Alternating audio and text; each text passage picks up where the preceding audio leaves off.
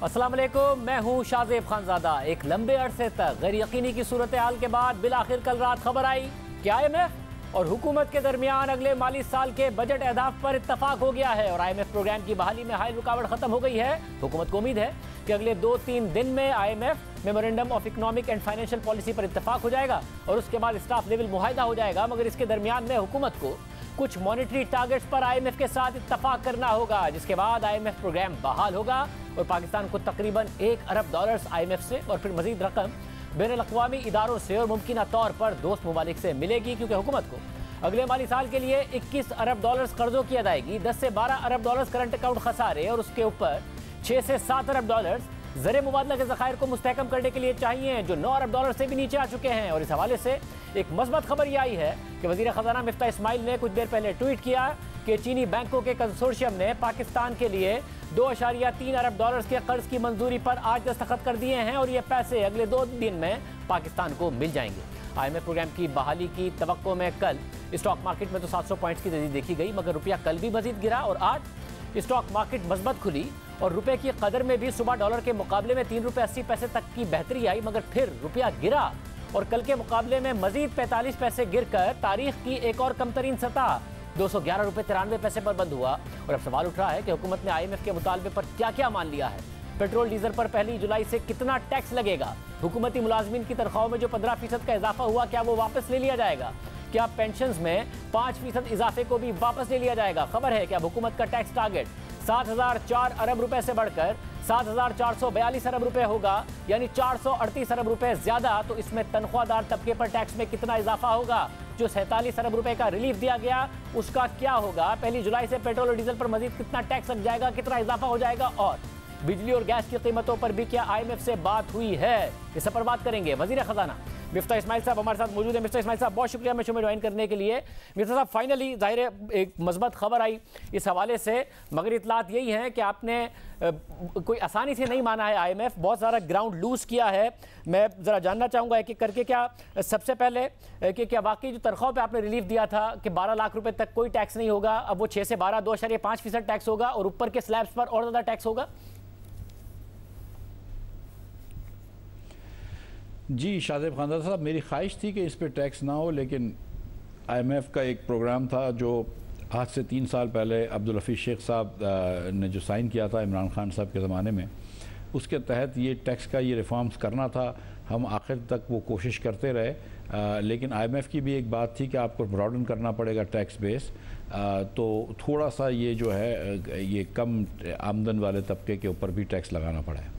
साहब, शौकत तरीन साहब ने भी एक दफ़ा कहा था कि ये हम जो इनकम टैक्स रिफॉर्म से वो अगले बजट तक ले गए, मगर ये ब्रॉडन कैसे हुआ है? जो पहली टैक्स देते हैं ये तो उन्हीं पर और ज़्यादा टैक्स नहीं लगेगा, साथ में जो फर्म्स भी हैं, जो पहले आपने कहा था कि 30 करोड़ से जो ऊपर कमाते हैं उन पर टैक्स होगा, मगर अब 15 करोड़ से ऊपर वालों पर टैक्स होगा, 20 करोड़ से ऊपर वालों पर 2%, 30 करोड़ से ऊपर वालों पर 4% का टैक्स। ये तो जो पहली टैक्स दे रही है, ब्रॉडन कैसे होगा? ये तो टैक्स पेयर को ही आपने और टैक्स कर दिया। देखिए, हमने बहुत सारे तरीक़ों से उसको ब्रॉडन भी किया है और उसको डीपन भी किया है। ये जो लोग टैक्स नेट में होते हैं, ख़ास तौर पे पाकिस्तान में एलीट्स या अमीर तरीन लोग, वो पाकिस्तान में उतना टैक्स नहीं देते जितना ज़रूरत है। पाकिस्तान में 8.6% नए GDP के हिसाब से टैक्स का तनासुब है, जो कि दुनिया में कम तरीन मेरे ख्याल से मुल्क ममालिक में होगा। और हम अगर सारी ज़िंदगी अगर दूसरे ममालिक से जाके चंदे और ये मांगते रहें और अपने आप को टैक्स ना दें तो ये ज़्यादती नहीं होगी। तो मैं आपको ये बताना चाहता हूँ कि मेरा अपना ज़ाती, मेरी कंपनी का मेरा टैक्स जो है वो कम से कम 20 से 30 करोड़ रुपए से बढ़ जाएगा। और शहबाज शरीफ साहब की कंपनियों का, उनके बेटों की कंपनियों का भी टैक्स बढ़ाया है मैंने। तो आप ये देखेंगे कि मतलब ये अगर हम पाकिस्तानियों से ये कह रहे हैं कि आपने सेक्रीफाइस करनी है, और बिल्कुल अब यहाँ इस वक्त बहुत बुरे हालात हैं। इमरान खान साहब की पॉलिसियाँ हमको एक डिफ़ॉल्ट के नैच पे लेके आई थी, जो अल्लाह ताला की मेहरबानी से हमने सेव करा है। और हमने इंटरनल और एक्सटर्नल दोनों अपोजिशन से हमने अपने आप को पॉलिटिकल अपोजिशन से बचा के यहाँ पर लेकर आए हैं। लेकिन अगर हम पाकिस्तानियों से, गरीब पाकिस्तानियों से शेयर्ड सेक्रीफाइस मांग रहे हैं, तो ये ज़रूरी है कि साहिब सरवत लोग, शहबाज शरीफ जैसे लोग, मेरे जैसे लोग, दीगर लोग जो है वो आगे आएँ और अपना हिस्सा डालें। और आप ये देखेंगे कि ये बड़ा प्रोग्रेसिव टैक्स होंगे। इसमें हमने इनकम टैक्स के ऊपर रिलाई किया है, हमने इनडायरेक्ट टैक्सेस ज़्यादा नहीं लगाए हैं। वो भी हैं, लेकिन हमने डायरेक्ट टैक्सेस के ऊपर ये करा है। आप प्रोपोर्शन देखेंगे कि डायरेक्ट टैक्सेस का ज़्यादा है और इनकम टैक्सेस के ऊपर टैक्स लगा है, कंजम्पशन के ऊपर या सेविंग्स के ऊपर नहीं है, नॉन प्रोडक्टिव एसेट्स के ऊपर टैक्स है। नहीं, मगर मिफ्ता साहब मसला ये है कि उसके लिए लाजमी ये नहीं था, अगर आपने ब्रॉडन करना है कि एग्रीकल्चर में भी बड़े बड़े ज़मींदार भी हैं, छोटे काश्तकार भी हैं, मगर छोटे काश्तकार को जो इंसेंटिव मिलता है वो बड़े ज़मींदार को भी मिल जाता है, आप उस पर टैक्स लगाते। एक जो प्रिजम्पटिव टैक्स आपने लगा दिया है रिटेल पर, उसकी जगह आमदनी पर टैक्स की तरफ ज़्यादा जाने की कोशिश की जाती है। रियल एस्टेट पर जो कैपिटल गेंस पर उतना ही टैक्स होता है जितना कि सैलरीड अवाम पर टैक्स है, क्योंकि अगर आप जो कॉर्पोरेट्स पहले टैक्स देते हैं उन्हीं पर टैक्स बढ़ाएंगे, बेशक आप कह रहे हैं कि आपकी ज़ाती तौर पर आप पर टैक्स का जो है वो बोझ बढ़ेगा, तो ज़ाहिर है उनकी फिर जो री इन्वेस्टमेंट होती है उसमें प्रॉब्लम्स आएंगे, साथ में उनके एम्प्लॉयज़ की सैलरी में प्रॉब्लम आएंगे अगर आप एग्जिस्टिंग को ही बोझ बढ़ाते जाएंगे। देखिए शाहज़ेब खान साहब, कोई ऐसा बोझ नहीं किया। अगर हमने मिसाल के तौर पर 30 करोड़ रुपए से ज़्यादा आमदन वाले लोगों को कहा है कि एक साल के लिए अगर हमको आप 4% दे दें, तो ये कोई ऐसा तो कोई बोझ नहीं किया है ना। जिसने 30 करोड़ रुपए से ज़्यादा कमाया उसको हम कह रहे हैं कि 1 करोड़ 20 लाख रुपए दे दो अपने मुल्क की खातिर इस वक्त। वो मतलब अगर आपने $1.5 मिलियन मतलब आज के भी हिसाब से अगर कमाया है, तो अगर हम आपसे थोड़ा सा टैक्स मांग रहे हैं तो मेरे ख्याल से कोई इतनी ज़्यादती तो नहीं कर रहे। दीगर हमने और चीज़ों पे किया है कि अगर आपके फ़ॉरेन एसेट्स हैं, पाकिस्तानी रेजिडेंट हैं और आपके फ़ॉरेन एसेट्स हैं, तो उस पर हमने 1% टैक्स मांग लिया आपसे। अगर आपकी यहाँ पे कोई इम्प्यूटेड प्रॉपर्टी है, आपने कोई ऐसी चीज़ें रखी हुई हैं जिस पे हमने उस पर रेंट के हिसाब से आपसे टैक्स मांग लिया है। तो ये हमने कोई मतलब देखें, टैक्स लगाना अच्छी बात नहीं होती है, खुशी की बात नहीं होती। मैं ज़ाहिर है कि ये चीज़ अच्छी नहीं है इन द सेंस कि मतलब लोग खुशी से नहीं देते, लेकिन इस वक्त मुझे क्या करना है? मुझे क्या अपने मुल्क को डिफ़ॉल्ट की तरफ लेके जाना है, या मुझे अपने मुल्क के अंदर रिकॉर्ड वो करने डेफिसिट? पिछले 4 साल में PTI के जो हमारी लीडरशिप थी उसने, आप देखें कि पहले साल 9.1% ऑफ GDP डेफिसिट किया, दूसरे साल 7.1 और तीसरे साल 8.1। इस साल भी 8.6% डेफिसिट किया है नई GDP के हिसाब से। 5,000 अरब रुपए का तकरीबन डेफिसिट किया है। तो क्या हम ये डेफिसिट के मुताबिल हो सकते हैं? क्या हम इतना कर्जा मुल्क को बढ़ा सकते हैं? जब अगर इमरान खान साहब ने 20,000 अरब रुपए कर्जा बढ़ाया और मैं उन लोगों में सफ़े अव्वल में था जो इसके ऊपर तनकीद करता था, तो क्या मैं उतना ही कर्जा ले दूं या मैं इसको कोई बेहतरी लेकर आऊं? और अगर बेहतरी लेकर आऊं तो मुझे टैक्स जमा करना पड़ेगा, अखराजात के अंदर थोड़ी सी वो रखनी पड़ेगी, तो कहीं ना कहीं कोई ना कोई मैच तो होगा ना। नहीं, मगर आपने जो अपना टैक्स बढ़ाने की खबर आ रही है वो 7,442 अरब रुपए है, क्या वाकई 438 अरब रुपए का इजाफा करने पर आप मान गए? जी। तो 438 अरब रुपए का आप इजाफा करेंगे तो जी, जिसमें मैं आपको बताता हूँ। देखें, इसके अंदर देखें कई चीज़ ऐसी होती हैं कि जो हमारे एक एस्टिमेटेड मॉडल्स होती हैं। अगर मिसाल के तौर पर मैंने कोई 15 दिन पहले एक मॉडल दिया है जब रुपए की कंडीशन कोई कीमत और थी, और आज अगर रुपए की कीमत और है, तो मेरी इंपोर्ट के अंदर मेरे रुपए जो है वो अगर डिवैल्यू हो चुका है तो मुझे थोड़े से ज़्यादा पैसे पोर्ट से मिल जाएंगे, तो मेरे 100-200 अरब रुपए तो वहीं से आ जाते हैं। उसके अलावा हमने जो है जो टैक्स लगाए हैं पिछले 2-4-5 दिनों में, वो सारे के सारे उनका जो फोकस था वो अमीर तरीन लोगों पे हैं जिनकी 30 करोड़ रुपए 20 करोड़ रुपए से ज़्यादा आमदन है, या अमीर तरीन कंपनियों के ऊपर है जिनकी इनसे ज़्यादा आमदन है, और वन टाइम टैक्स लगाया ताकि इस साल हम जो है वो पैसे जमा कर सकें और इंशाअल्लाह ताला इस मुल्क को डेफिसिट से बचा लें, इस मुल्क को डिफ़ॉल्ट से बचा लें। आप ये देखें कि जब हम आए थे तो 120 करोड़ रुपए हम सिर्फ पेट्रोल कीमत में नुकसान कर रहे थे। पाकिस्तान की इस वक्त हमें एलसियाँ खोलना मुश्किल हो रही थी, हमें दीगर चीज़ें मुश्किल हो रही थी। आज अल्लाह ताला की मेहरबानी से हम IMF को लेकर बैठे हुए हैं। IMF के साथ हम एक बजट के मेजर्स पे हमने एग्रीमेंट किया है। हम 2-4 दिन में इंशाल्लाह MEFP भी मिल जाएगा, हम मैक्रो टारगेट्स पे भी आएंगे। हम उस तरफ जा रहे हैं कि जहाँ पर हम पाकिस्तान को, मेरे तो उम्मीद होती है कि अगर मैं वज़ीर बनूँ तो हम मुल्क को और तरक्की करें, लेकिन मुझे तो यहाँ पे सेफ्टी खेलनी पड़ रही है कि मैं डिफ़ॉल्ट से अपने मुल्क को बचा रहा हूँ। मगर मुझे बताइए मिस्टर साहब, जो आपने यानी कि जो प्राइमरी सरप्लस का टारगेट था आपका 152 अरब रुपए और बजट खसारे का टारगेट है 3,800 अरब रुपए, जो कि 4.9% बनता है, इस पर क्या IMF मान गया है? क्योंकि आप रेवेन्यूज को तो सिर्फ 400 अरब रुपए से बढ़ा रहे हैं, मगर फिर अपने एक्सपेंसेस को कहां कम कर रहे हैं? क्या IMF इस पर भी मान गया कि 800 अरब रुपए का प्रोविंशियल सरप्लस होगा? हालांकि सिर्फ पंजाब ने कोई 125 अरब रुपए का सरप्लस रखा है, सिंध ने तो डेफिसिट रखा है, और खैबर पख्तूनख्वा ने कोई कुछ नहीं रखा है। जी जी जी मेरे ख्याल से गालिबन 750 अरब रुपए का सरप्लस हुआ है देखें खादा साहब, हर महीने हर साल जो है जब बजट आते हैं तो चारों सूबे जो हैं वो डेफिसिट बजट्स देते हैं, क्योंकि एक वो भी इनको दिखाना होता है सियासी तौर पे कि हमको ज़रूरत भी है इन पैसों की। और हर साल जो है वो एक MOU होता है, उसके तहत वो सरप्लस दे देते हैं। इस साल भी सरप्लस होगा, अगले साल भी सरप्लस हो जाएगा, इसमें मुझे कोई डाउट नहीं है। कुछ चीज़ें हमने रखी थी जो IMF नहीं मान रहा था। हमने फॉर इंस्टेंस कहा था कि हम 200 अरब रुपए जमा करेंगे GIDC से, तो IMF ने कहा ये आप जमा नहीं कर सकेंगे 200 अरब रुपए, हम 30 अरब रुपए मानते हैं। तो हमने कहा चलो 30 अरब रुपए रखते हैं, तो वो 170 अरब रुपए का गैप कहीं से मुझे पूरा करना पड़ा। इसी तरह 50 अरब रुपए मेरे कम हुए प्रोविंशियल सरप्लस में, तो ये गैप मुझे कहीं से पूरा करना पड़ा।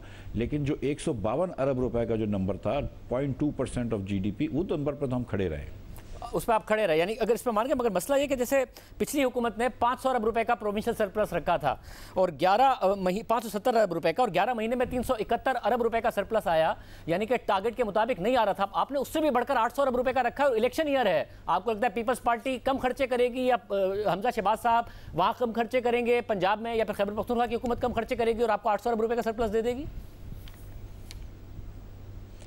ये सारे जो चारों इकाइयाँ हैं ये मिलकर पाकिस्तान बनता है। मैं इनसे MOU साइन करवा रहा हूँ। ये मेरा अकेले का तो पाकिस्तान नहीं है ना, हम सबका पाकिस्तान है। अगर मुझे इस वक्त ज़रूरत है इसकी, और ये ख़ुद भी जानते हैं कि वफाक के बजट का क्या हाल है, तो हम खुद भी कर लेंगे। और दूसरा ये है कि हर साल सूबों का सरप्लस आता है। कभी कभी सूबों में ये कैपेसिटी नहीं होती इतने पैसे खर्च करने की, और ये जो ADP के जो इनके नंबर्स होते हैं ये थोड़े से ज़्यादा एम्बिशियस होते हैं। ये सारे नंबर्स पूरे नहीं होते। तो मुझे अल्लाह ताला की ज़ात से उम्मीद है, क्योंकि देखें ना, हमने तकरीबन 1400 अरब रुपए टैक्स भी बढ़ाया है, तो 1400 अरब रुपए के अंदर सूबों को कम से कम 850 अरब रुपए और मिलेगा। तो फिर I think it's a reasonable expectation on this part. और क्या पेट्रोलियम लेवी का टारगेट 750 अरब रुपए से कम करके 550 अरब रुपए कर दिया? नहीं, पेट्रोलियम लेवी का टारगेट कम नहीं किया है। पेट्रोलियम लेवी का टारगेट बिल्कुल कम नहीं किया है। पेट्रोलियम लेवी जो है वो हम लगाएंगे, और लेकिन हमने ये है कि डिपेंड करता है कि कितनी पेट्रोल की कंजम्पशन होती है। पाकिस्तान में अमूमन 15% से पेट्रोल बढ़ता है, पिछले साल 20% से बढ़ा है, तो हमको देखना होगा कि कितना फ़ीसद पेट्रोल बढ़ता है। आप सिर्फ कंजम्पशन देखेंगे या फिर पेट्रोल की कीमत भी देखेंगे? इंटरनेशनल मार्केट में जब आप पिछली दफ़ा आए थे $120 पर थी, अभी लगा जैसे शायद आपका कुछ गुड लक शुरू हो गया है, वो $106-160 पे गया था, वापस $111 पर इस वक्त ब्रेंट ट्रेड कर रहा है। तो ये जो कीमतों में कमी है उसको आवाम को नहीं पास ऑन करेंगे आप? 1 जुलाई से क्या आप सेल्स टैक्स और PDL दोनों आहिस्ता आहिस्ता लगाना शुरू कर देंगे IMF के मुआहदे के तहत? खानदार साहब देखें, आवाम को पैसे तो देने ही होते हैं। डायरेक्ट पेट्रोल पंप पे दे दे, या अगर सब्सिडी दे रही है तो वो भी आवाम ही दे रही है ना। हुकूमत के पास अलग से तो पैसे नहीं होते, हुकूमत भी आवाम की है। उसकी किसी और तरीके से महंगाई हो जाती है, रुपया डिवैल्यू हो जाता है, दूसरे मसाइल हो जाते हैं।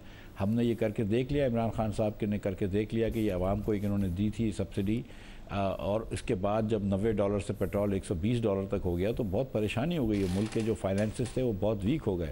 तो हम इंशाअल्लाह ताला अब कभी भी ऐसा पाकिस्तान की तारीख में कभी नहीं हुआ कि सब्सिडी में नुकसान में बेचा हो। और हम ईरान से, UAE से, सऊदी अरब से हम सस्ता डीजल नॉट ईरान से, UAE से और सऊदी अरब से हम सस्ता डीजल बेच रहे थे, तो वो तो बिल्कुल पाकिस्तान उसका मुतहम्मिल नहीं हो सकता। लेकिन इंशाअल्लाह ताला जैसे पेट्रोल की कीमतें कम हुई हैं, आज आपने खुद बताया कि $107 पर $107.5 पे आ गया था, फिर $111 हो गया है। अब ये ऊपर नीचे होती रहती हैं चीज़ें, लेकिन हमने जो प्लानिंग करी है वो तो 120 तक की प्लानिंग करी है, लेकिन जो नीचे आ जाएगा वो आवाम को बेनिफिट पास ऑन होगा इंशाअल्लाह। आवाम को बेनिफिट पास ऑन होगा। ऐसा नहीं है कि आपने 1 जुलाई से 10 रुपये पेट्रोलियम डेवलपमेंट लेवी लगाने का और फिर उसके बाद हर महीने 5 रुपये उसमें इजाफा करने का और उसे 50 रुपये फी लीटर तक ले जाने का IMF से वादा कर लिया, ऐसा नहीं है?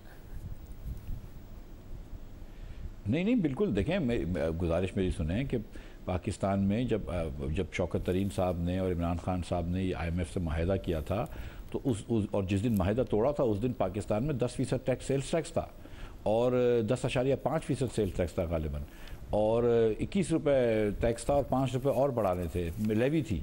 तो लेवी तो उन्होंने भी लगाई थी। पाकिस्तान में कब ऐसा हुआ है? 57% सेल टैक्स रहा है। पाकिस्तान में कब ऐसा हुआ है कि सेल टैक्स ना लगा हुआ हो? पाकिस्तान में कब ऐसा हुआ है कि लेवी ना लगी हो? हमको खर्चे भी तो करने हैं ना भाई, हमको मुल्क भी चलाना है, हमको जो पिछले जो कर्ज़े हैं उसका सूद भी अदा करना है, हमको सिविलियन गवर्नमेंट चलानी है, हमको कोर्ट्स चलानी है, हमको दिफा चलाना है, हमको पावर सब्सिडीज़ देनी होती है, गैस की सब्सिडी देनी होती है, सूबों को पैसे देने होते हैं, तो वो कहीं ना कहीं से तो लेकर आएंगे ना पैसे। सर वो लेकर तो आएंगे, तो मगर फिर बताइए ना कि क्या वाकई वादा कर लिया है, क्योंकि इसमें मसला ये है कि जो लेवी का बुनियादी कॉन्सेप्ट है आप ही लोगों के ज़माने में लगी थी 30 रुपये, मगर आप लोगों ने 30 रुपये कलेक्ट नहीं की थी। आज तक जो पाकिस्तान की तारीख में पेट्रोलियम पर सेल्स टैक्स और पेट्रोलियम डेवलपमेंट लेवी की मद में सबसे ज़्यादा रुपए कलेक्ट हुए हैं 750 अरब रुपए, वो तहरीक इंसाफ के दौर में कलेक्ट हुए 2020-21 में, मगर उस वक्त पेट्रोल की कीमतें कम थी। और लेवी का तो कॉन्सेप्ट ही है कि कीमतें कम होगी तो लेवी कलेक्ट कर लेंगे, ज़्यादा होंगी तो हुकूमत हिट ले लेगी। मगर इतनी ऊपर अगर कीमतें रहीं तो आप 1 जुलाई से IMF से वादा करके आ गए हैं कि लेवी में इजाफा करना शुरू कर देंगे, ये पूछ रहा हूँ। देखिए, गुजारिश ये है कि ये जो 10 रुपए की लेवी होती थी और वो लगती थी, लेकिन जब मैं पिछली मरतबा वज़ीर ख़जाना था तो मैंने हुकूमत को ये इजाज़त दिलवा दी थी बजट बिल के तहत कि हुकूमत चाहे तो वो 30 रुपये लगा सकती है। हमने कभी लगाई नहीं थी, और ये बात आपकी दुरुस्त है कि वो लेवी इसलिए भी की इजाज़त दी थी कि अगर पेट्रोल की कीमत कम हो जाती है कभी इंटरनेशनल मार्केट में, तो हुकूमत जो है वो लेवी थोड़ी सी लगा कर रेवेन्यू जमा करके कुछ रिज़र्व बिल्ड कर सकती है, ताकि जब ज़्यादा हो जाए तो वो लेवी कम कर दी जाए तो आवाम को उसका ज़्यादा फ़र्क ना हो। अब जाहिर है कि हमारे पास तो यहाँ पे कोई वो नहीं रखा हुआ रिज़र्व्स, और हमने जो है वो PDL के PDC के पेट्रोल प्राइस डिफरेंशियल सब्सिडीज़ जो हैं उसके मद में कोई 250 अरब रुपए खर्च कर चुके हैं। हम जो बिजली की सब्सिडी खान साहब ने दी थी उस पर 81 अरब रुपए खर्च कर चुके हैं। हमने मैंने पहले भी गुजारिश करी है दीगर जगहों पे कि 1100 अरब रुपए तो हमने सिर्फ पावर सेक्टर को दिए हैं। इस वक्त जो ईंधन जितना महंगा हो गया, कोयला इतना महंगा हो गया कि 30 रुपए से ज़्यादा 35 रुपए पर किलोवाट आवर तो वेरिएबल कॉस्ट आ रही है। फर्नेस ऑयल हमको चलाना पड़ रहा है जिसकी 35 रुपए से लेकर 57 रुपए तक पर वेरिएबल कॉस्ट आ रही है। तो हुकूमत को कहीं ना कहीं अपने रिजर्व्स चाहिए, और पेट्रोल जो है वो दुनिया भर के अंदर एक ऐसी चीज़ होती है जिस पे हुकूमत टैक्सें लगाकर पैसे कमाती हैं, जिसकी वजह से वो रोड बनाती हैं, ब्रिजेस बनाती हैं। पाकिस्तान में अल्लाह की मेहरबानी से नवाज शरीफ ने जो मोटरवे का जाल बनाया है, तो हम उसको भी ख़र्चा पूरा करने के लिए कहीं ना कहीं से हमें पैसे तो चाहिए। इसलिए कोई खुशी से टैक्स नहीं लगाता, लेकिन बसूरत मजबूरी हमको टैक्स तो लगाना पड़ता है। बस सब, मगर तो फिर लगेगा ना, ये बता दें कि 100% लगेगा को जो भी प्राइसेस होंगी लगेगा। आप कमिट क्या कर रहे हैं IMF से, ये तो बता दें भाई। मैं और मतलब मैं और क्या मतलब मैं बता ही रहा हूँ ना। जब और ये 50 रुपए तक जाएगा या 30 रुपए का ही रहेगा? 30 रुपए तक मैक्सिमम जाएगा? भाई मुझे सचमुच में खानदादा साहब मुझे सचमुच नहीं पता है कि कहाँ तक जाएगा।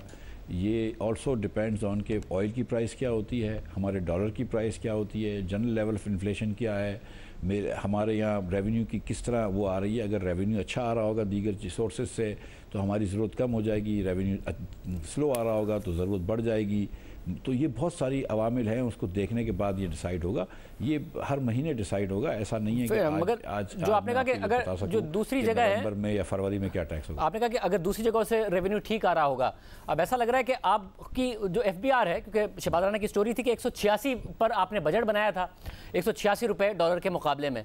अब और FBR ये एक्सपेक्ट कर रहा है कि 17% इस माली साल में रुपया गिर जाएगा डॉलर के मुकाबले में, और जिसकी वजह से उनके रेवेन्यूज़ में इजाफा हो जाएगा।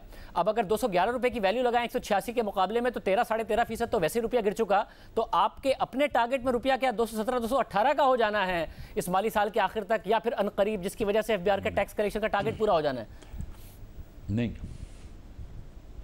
नहीं, देखिए हम जब दोहा में थे तो हमने हिसाब कुछ किया था। अब जब एक्चुअली इन फिज़िकल टर्म्स अगर रुपया जो है वो 211 रुपये शायद कुछ 70 पैसे का है, तो मैं कितने रुपए का लगाऊं? मैं 186 रुपये का लगाऊंगा क्या? मतलब तो मैं 211 रुपये अगर लगाऊंगा, मैं चले ये उम्मीद भी करता हूं कि 190 तक का रुपया आ जाता है, मैं उम्मीद भी करता हूं अगर आ जाता है, तो इस वक्त मैं किस तरह कम लगा सकता हूँ? तो अगर हमने, और ख़ास तौर पे अगर हमको प्रोजेक्शन करनी है, तो हम अपने आप को, अगर हम कम प्रोजेक्शन करेंगे तो फिर हमको कहेंगे कि और टैक्स लगाओ कहीं पे। तो हमने जो प्रोजेक्शन करी है वो तो एक रियलिस्टिक आज के रेट पे प्रोजेक्शन करी है। हमने ज़ीरो असम्पशन करी है कि ज़ीरो अप्रिसिएशन है, हमने आज के रेट पे प्रोजेक्शन करी है। लेकिन वो फिर देखने की बात है। इसका ये मतलब नहीं है अल्लाह ने चाहा और अगर हम तेल सस्ता हो जाता है, अगर रुपया थोड़ा सा वैल्यू में बढ़ जाता है, जो कि रेट से हम बहुत ज़्यादा वो तजावुज़ कर चुके हैं, तो वो बढ़ जाएगा तो हम रुपया बढ़ जाएगा। तो थोड़ी सी रेवेन्यू में वहाँ पे कमी आ जाएगी। यही मैं कह रहा हूँ कि रेवेन्यू की कितनी स्लिपेजेस होती हैं वो भी देखना होगा। ठीक है, ये जो है इस वक्त हिसाब से हम, ये जो आपकी पॉलिसी है, और जाहिर है पिछली हुकूमत में थी कि आपने मार्केट को फ्री छोड़ना है, और IMF की कंडीशन भी यही है रुपए के हिसाब से, मगर उसमें यह भी लाजमी है कि स्पेकुलेशन भी ना हो, कि क्योंकि हमारी मार्केट कोई बहुत ज़्यादा लिक्विड मार्केट तो है नहीं, एक थिन मार्केट है जिसमें आप देख रहे हैं कि आज भी 3 रुपये 80 पैसे गिरा और उसके बाद दोबारा बढ़ के बंद हो गया। मगर उस स्पेकुलेशन को रोकने के लिए स्टेट बैंक के पास पैसे नहीं हैं, तो क्या होगा? आपके पास तो डॉलर्स है नहीं, अभी आप कह रहे हैं 2.3 अरब डॉलर आएंगे चीन से, ये स्पेकुलेशन तो कम से कम रुके, रियल इफेक्टिव एक्सचेंज रेट के करीब तो रुपया ट्रेड हो। देखिए शादिब साहब, जो चीन ने 2 चीज़ें आज की हैं, मैं एक का तो ट्वीट करा जिसके ऊपर आपने निशानदेही भी कही कि 2.3 बिलियन डॉलर्स जो हैं वो चीन जो है वो दे देगा। आज गुज़श्ता कल हमने साइन कर दिए थे, आज चीन के बैंकों के कंसोर्शियम ने साइन कर दिए। हम समझते हैं कि 2-1 दिन के अंदर पैसे ही आ जाएंगे, तो 2.3 बिलियन तो ये बढ़ जाएगा। सेकेंडली 2 सेफ डिपॉजिट्स के 500 मिलियन डॉलर्स के जून के 23, 25 और 27 के को चीन के ड्यू थे, वो चीन ने बड़ी हमारे ऊपर एक मैं शुक्रगुजार हूँ उनका कि उन्होंने एक ये मेहरबानी फरमाई है, और वो उन्होंने फ़ैसला किया है कि वो भी री रोल करेंगे, और जो जुलाई में $1 बिलियन ड्यू है वो भी री रोल करेंगे। तो नॉट ओनली कि चीन ने ये 2.4 बिलियन डॉलर्स का हमको लोन एक्सटेंड कर दिया है और री रोल कर दिया, लेकिन ये जो $2 बिलियन ड्यू थे जून और जुलाई में, वो भी री रोल हो गए। इसका ये मतलब है कि जो $21 बिलियन हमको देने हैं उसके अंदर से कम एक जो जुलाई का है वो तो री रोल हो गया है, और इसी तरह हम एक्सपेक्ट कर रहे हैं कि सऊदी अरब और UAE के भी री रोल हो जाएंगे। और जैसे ही IMF का ये स्टाफ एग्रीमेंट एग्रीमेंट हो जाता है चंद दिनों में इंशाअल्लाह ताला, तो वर्ल्ड बैंक के पास से हमारे पास $9 बिलियन की इस वक्त अप्रूव क्रेडिट लाइन्स हैं, अप्रूव लोन्स हैं। $8 बिलियन से ज़्यादा के एशियन डेवलपमेंट बैंक के लोन्स हैं जो अप्रूव्ड EAD में पड़े हैं। इसके अलावा $1.5 बिलियन का मैंने एक और पर्चा साइन किया है।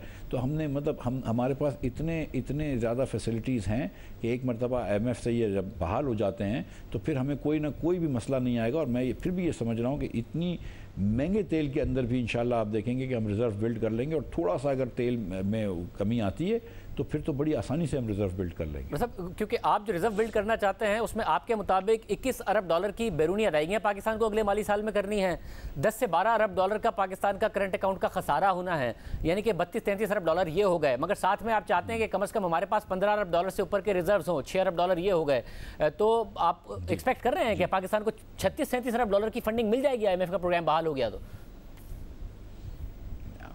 बिल्कुल, हम करके दिखाएंगे इंशाअल्लाह ताला। हम देखें ना, कुछ तो हमारे दोस्त ममालिक हैं, उन्होंने तो प्लेज कर दिया है कि वो हमारे री रोल कर देंगे। कुछ हम प्राइवेटाइजेशन के ऊपर बात कर रहे हैं, हमारे पास कुछ हम एसेट्स को बेचेंगे, कुछ हम नए वर्ल्ड बैंक और एशियन का मैंने आपको 17 बिलियन की तो मेरी पाइपलाइन ऑलरेडी अप्रूव्ड है, बल्कि 18.5 हो गई है, अप्रूव पाइपलाइन है, वो है। एशियन इंफ्रास्ट्रक्चर बैंक है, दीगर वो हैं। तो मतलब वो तो मेरे ख्याल से इतना कोई मुश्किल नहीं है ये सब चीज़ें करना। मतलब मुझे 25-28 तो मैं इस वक्त बता सकता हूँ, तो मेरा नहीं ख्याल है कि इतना ये मुश्किल होगा। मैं उम्मीद करता हूँ कि ऐसा ही हो, क्योंकि इमरान खान साहब ने, क्योंकि ये प्रोग्राम बहाल नहीं हो रहा था, पर दरमियान में खबर आई कि आपकी मुलाकात हुई अमरीकी सफ़ीर जो है पाकिस्तान में उनसे, और इमरान खान साहब ने आज उसका नक्शा खींचा है। थोड़ा सा फाइनेंस और इकोनॉमी के साथ साथ पॉलिटिकल मामला हो जाएगा, मगर मैं आपको दिखाना चाह रहा हूँ, फिर आपके सामने सवाल रखता हूँ कि आपने किस तरीके से उनको मनाया होगा। इमरान खान साहब बता रहे थे आज, ये जो अगर इनका किसी का ख्याल है, मैं रिपीट करता हूं कि हम जनाब अमेरिका के पैर पकड़ेंगे, वो एम्बेसडर के पास भी पहुंच गया होगा, वो मुझे पता है मिफ्ता इस्माइल, मैं इमेजिन कर रहा हूं कि वहां जाके ऐसे हाथ जोड़ के बैठ गया होगा कि जी मैं आपके जूते पॉलिश कर दूं, अगर आप नहीं करते तो मैं शहबाज को बुला लेता हूं, वो और ज्यादा अच्छे करता है जूते पॉलिश। इससे कोई फर्क नहीं पड़ने लगा। अमेरिकन माइंड को समझे, उनकी बड़ी सिंपल फिलॉसफी है, there is no free lunch, हर चीज की कीमत है, और वो जो कीमत है वो अगर पाकिस्तान अगर वो कीमत हम अदा करने के लिए तैयार हैं तो सारा नजरिया पाकिस्तान को दफन करना पड़ेगा। हमने अवाम को भी और आपको भी सुनाया और दिखाया कि खान साहब ने कहा कि आपने हाथ जोड़कर मनाया होगा, बूट पॉलिश करने की बात की होगी, कहा होगा शहबाज शरीफ साहब को बुला लूँ, there is no free lunch. ये उनका मिन्नतें करके हुआ है अमरीकी सफ़ीर के, ये जो IMF का प्रोग्राम बहाल होने जा रहा है? देखिए शादिब साहब, मेरा और ख़ान साहब का जाविया इसमें बहुत मुख्तलिफ है। क्योंकि खान साहब एक खुद पसंदीदगी के शिकार हैं, तो वो एक झूठी बात को लेकर चलते हैं, एक अफसाने को लेकर चल रहे हैं और उसमें फिर अपनी मुल्क के वज़ीर आज़म की और वज़ारत उज़्मा की बेतौक़ीरी करते हैं, अपने मुल्क की बेतौक़ीरी करते हैं कि हमारा मुल्क का वज़ीर आज़म या वज़ीर ख़जाना किसी के जूते पॉलिश कर रहा है। एक झूठ की बुनियाद पे ये सारी बातें करते हैं सिर्फली बिकॉज कि उनके ईगो को बूस्ट मिले, उनकी कोई अकड़ ज़्यादा निकले।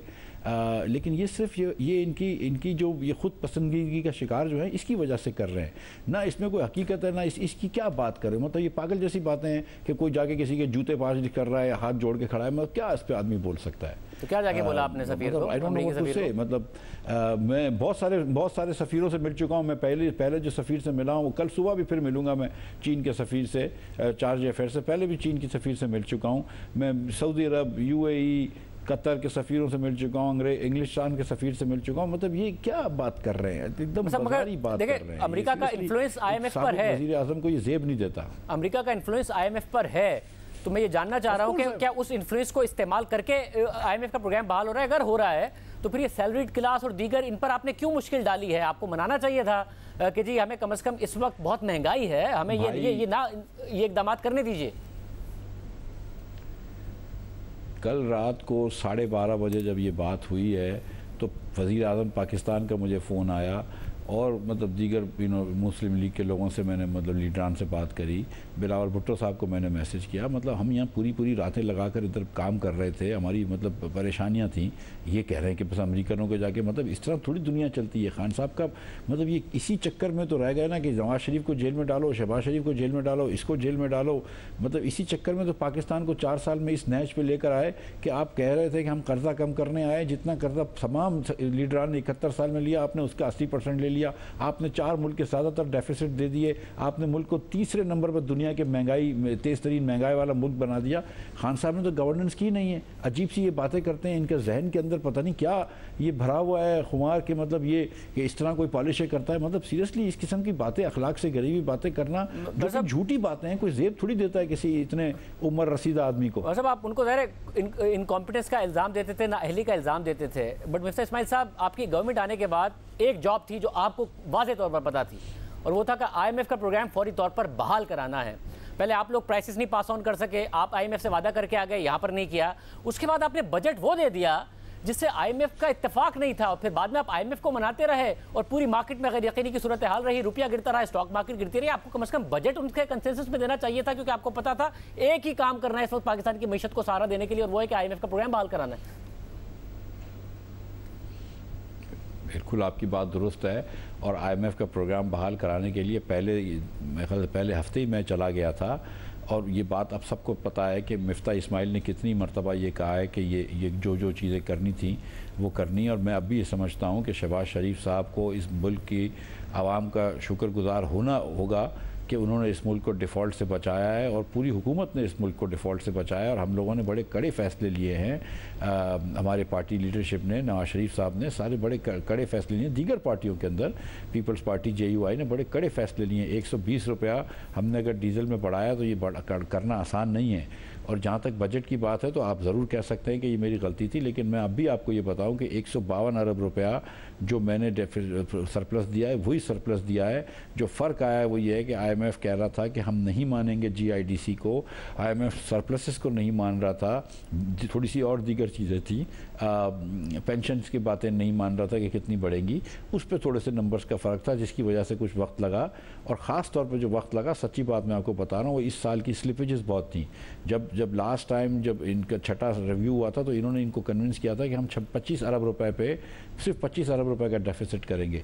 इस बार IMF ने एक नंबर को 3 मरतबा चेक किया। ये इसलिए हमको बजट पहले लेके आना पड़ा क्योंकि उसके बाद ये नंबर्स चेक करें। इसीलिए इन्होंने कहा था कि हम बजट के बाद ये करेंगे, और इसीलिए इन्होंने कहा था कि हम जो है बोर्ड मीटिंग 1 महीने बाद करेंगे जब आप बजट पास करेंगे। और ये बात तो अप्रैल मई के अंदर हो गई थी। वैसे मगर ये बोर्ड मीटिंग तक और ये स्टाफ लेवल एग्रीमेंट होने तक बहुत सारे मॉनेटरी टारगेट्स होंगे ना जो आपने एग्री किए होंगे, वो क्या हैं? भाई देखें, अभी तो मॉनेटरी टारगेट्स पे अगले 1-2 दिन में बात हो जाएगी। जब तक ये बात सामने नहीं आएगी तो मैं इसके बारे में बात नहीं करूंगा। लेकिन मैं ये बताता चलूं कि ये जो कोई ख़बर मार्केट में आई है कि 1% इंटरेस्ट बढ़ाना, ये बिल्कुल ख़बर गलत है। ऐसी कोई बात नहीं हुई है, मैं आपको ये यकीन से कह सकता हूँ। और इसमें कोई मैं आपको सच बता रहा हूँ कि इस वक्त जो हमारा इंपोर्ट है जून का, वो पहले 20 दिनों के अंदर ईयर ऑन ईयर 13% कम है नॉन एनर्जी इंपोर्ट। तो और कुछ दिनों पहले 15% कम था। लेकिन तो हमने इंपोर्ट जो है वो स्लो करने की पूरी कोशिश की है।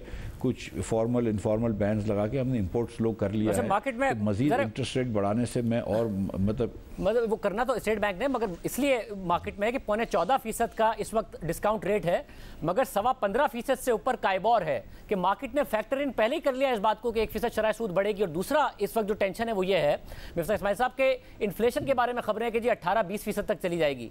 पाकिस्तान की तारीख में, और टॉप लाइन सिक्योरिटीज की बड़ी दिलचस्प रिसर्च थी कि पिछले 20 साल में इंटरेस्ट रेट पॉजिटिव ही रहा है, सिवाय 2008-9 के जब इन्फ्लेशन 21% पे गई और इंटरेस्ट रेट मनफी 6% था। तो आपने IMF के साथ इस बात पर इत्तेफाक किया है कि अगर 15, 16, 17, 18% पे भी इन्फ्लेशन जाएगी तो हम शरह सूद नीचे रखेंगे? देखिए, जैसे मैंने गुजारिश करी कि जब तक के मॉनेटरी टारगेट सेट नहीं होते तो इस पर कोई बात करना जो है वो मुनासिब नहीं होगी।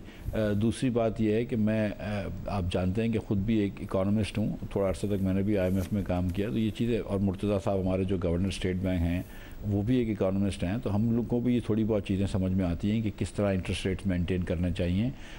और वो तो खैर उनका काम है कि किस तरह इंटरेस्ट रेट्स की पोजीशन होनी चाहिए। जो मैं आपसे गुजारिश कर रहा था कि क्योंकि ऑलरेडी हमारा इंपोर्ट कम हो गया तो इंटरेस्ट रेट बढ़ाने से मुझे मज़ीद कोई इतना फ़ायदा नहीं होगा नॉन एनर्जी इंपोर्ट कम करने से, क्योंकि मैं ऑलरेडी 15% तो कम कर चुका हूँ। मैं मज़ीद अगर इंटरेस्ट रेट बढ़ाऊँगा तो मईशत स्टॉल ही हो जाएगी। तो इस वक्त मेरा नहीं ख्याल है कि बहुत ज़्यादा इधर कोई रूम है हमको इंपोर्ट नॉन एनर्जी इंपोर्ट रोकने का। एनर्जी इंपोर्ट रोकने के लिए एनर्जी जो है एक तो बहुत इनइलास्टिक होती है, लेकिन जब हमने ये प्राइस इंक्रीज़ की है और जब हमने पास ऑन करी है तो आप अभी तक तो नहीं देखा है, लेकिन आप देखेंगे कि आहिस्ते आहिस्ते जो है वो थोड़ी सी लोगों का बिहेवियर चेंज होगा, एनर्जी इंपोर्ट्स कम होंगी और इंशाल्लाह अगर थोड़ी सी प्राइस कम हो जाती है इंटरनेशनल मार्केट में तो उसमें बेहतरी आ जाएगी। There are issues with the current account deficit. बिल्कुल ये 14 बिलियन डॉलर्स हो गए थे 10 महीनों में, 2 महीने में शायद 3 और हो जाएं तो 17 बिलियन हो जाएगा, जो बहुत ज़्यादा हाई है। अगले साल मेरा टारगेट होगा कि 10 से 12 बिलियन का करें करंट अकाउंट डेफिसिट, लेकिन इतना फिर भी अगले साल होगा। और ताकि इतना इसलिए भी करना ज़रूरी है ताकि मैं मईशत को रिसेशन में नहीं डालना चाहता हूँ। बहुत शुक्रिया। वज़ीर ख़ज़ाना मिफ्ता इस्माइल साहब हमारे साथ मौजूद थे। देखते हैं कि आगे जाके क्या क्या ऐसे इकदाम होते हैं। प्रोग्राम में ब्रेक शामिल करते हैं। इमरान खान साहब ने आज एक बड़ी दिलचस्प बात की, आपके सामने रखेंगे ब्रेक के बाद।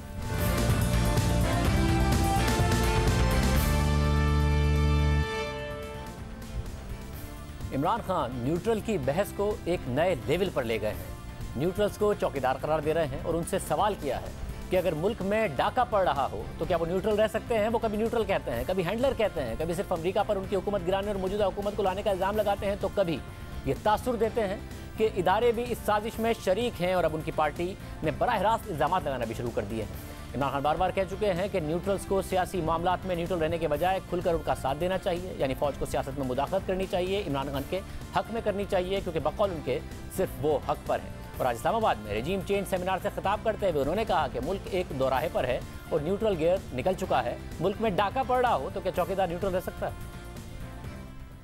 अल्लाह ने आपको न्यूट्रल रहना की इजाजत नहीं दी, कोई इजाजत नहीं दी उसने कहा साइड्स लो, इधर जा सकते हैं या उधर जा सकते हैं। वो न्यूट्रल बीच में रास्ते का वो गियर ही निकल गया। मेरा सिर्फ आखिरी एक सवाल है अपने न्यूट्रल से, सिर्फ उस पर मैं खत्म कर रहा हूं अपनी तकरीर कि अगर घर के ऊपर डाका पड़े तो क्या चौकीदार न्यूट्रल हो सकता है? Thank you. और फवाद चौधरी ने तो बराह रास्त फौज पर तनकीद की। इस दफा भी अस्करी इदारे ने आपकी हुकूमत गिराई, किन्होंने? आपकी हुकूमत, अस्करी इदारे ने गिराई। अब ये क्या बंदा उसको बात करे, लेकिन बारह जाहिर है कि अस्करी इदारा ना चाहता तो गिर तो नहीं सकते था। नहीं, लेकिन अस्करी इदारा अगर न्यूट्रल है, आपके ख्याल में न्यूट्रल है जी? वो न्यूट्रल है? न्यूट्रल एस्टेब्लिशमेंट पाकिस्तान की पॉलिटिक्स का प्लेयर है, वो कैसे न्यूट्रल है? वो या इधर होंगे या उधर होंगे। ये क्या बात कर रहे हैं?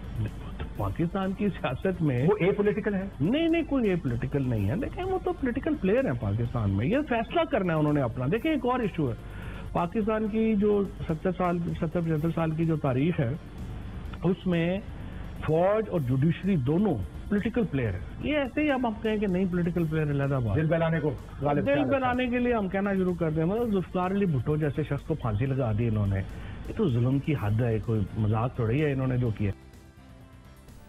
इमरान खान कह रहे हैं कि फौज न्यूट्रल ना रहे, फवाद चौधरी कह रहे हैं कि फौज न्यूट्रल इदारा नहीं है बल्कि एक प्लेयर है। जब खुद इमरान खान तारीफ़ें क्या करते थे जनरल बाजवा की और उन्हें न्यूट्रल कभी करार देते, कभी इमरान खान उनसे कहते हैं कि वो किस तरह उनकी मदद कर चुके हैं उनकी हुकूमत की, और कभी ये भी कहते हैं कि फ़ौज न्यूट्रल है तो अच्छी बात है। मेरे ख्याल में जो जनरल बाजवा है ये सबसे ज्यादा न्यूट्रल और प्रो डेमोक्रेटिक जनरल है मेरे ख्याल में। इसने कौन सी ऐसी चीज की है मुझे बताएं? सिर्फ नवाज शरीफ की मदद नहीं की तो खिलाफ हो गया। जो जनरल बाजवा ने जिस तरह इस हुकूमत की मुश्किल वक्त पे मदद की, जिस तरह उसने हमारे साथ, मैं ये कहना चाहता हूं आज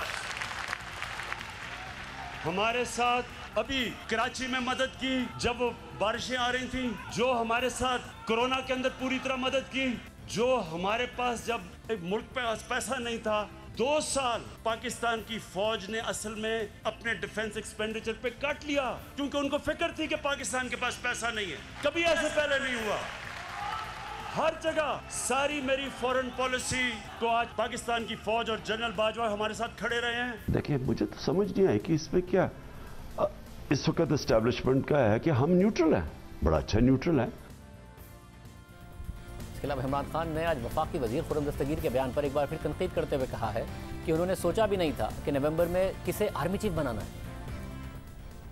खुर्रम दस्तगीर से जो उसके मुंह से सच निकलाया कि जी आर्मी चीफ इमरान खान अपना रखवाना चाहता था, वो ये कह गया ना, और आर्मी चीफ रखवा के तो उसने कहा फिर तो हमारा ये 15 साल तक रह जाएगा और ये हटाया ही नहीं जा सकेगा क्योंकि फिर एहतसाब भी हो जाएगा हमारा। अल्लाह के सामने हाजिर होके ये बात करता हूँ, मैंने कभी नहीं सोचा था कि नवंबर में किसको आर्मी चीफ बनाना। वो सिंपली ये कि ये इशू था ही नहीं मेरे जहन में। तो ये था कि जब टाइम आएगा मेरिट के ऊपर जो सबसे बेहतर होगा उसको मैं बना दूंगा। इमरान खान को कोई जरूरत नहीं अपने आर्मी चीफ रखने की, मुझे कोई अपनी चोरी नहीं बचानी। ये जो इनकी अपने ज़हन में खौफ आ गया था कि जनाब मैं वो जनरल फैज को लाना चाहता हूँ, ये इनके खौफ थे, इनके ऊपर खौफ तारी हुआ है। दस्तगीर के बयान पर तहरीक इंसाफ के रहनुमा असद उमर बार-बार DGISPR से वजाहत का मुतालबा कर चुके हैं।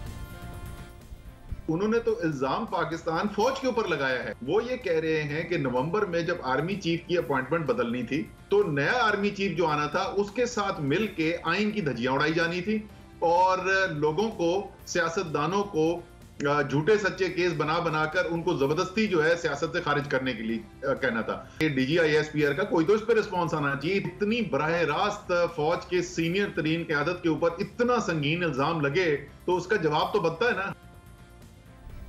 अगर ये हुकूमत जब अपोजिशन में थी तो बराह रास्त नाम लेकर इल्ज़ाम लगाती रही है, चाहे चेयरमैन सेनेट के खिलाफ अदम एतमाद हो, 2018 के इंतखाबात हो या फिर केसेस हो। और इमरान खान तो खुद तस्लीम कर चुके हैं कि वो अपनी हुकूमत बचाने के लिए जनरल फैज़ हमीद को DGISI बरकरार रखना चाहते थे क्योंकि अपोजिशन की साजिश का पिछले साल जुलाई में ही पता चल गया।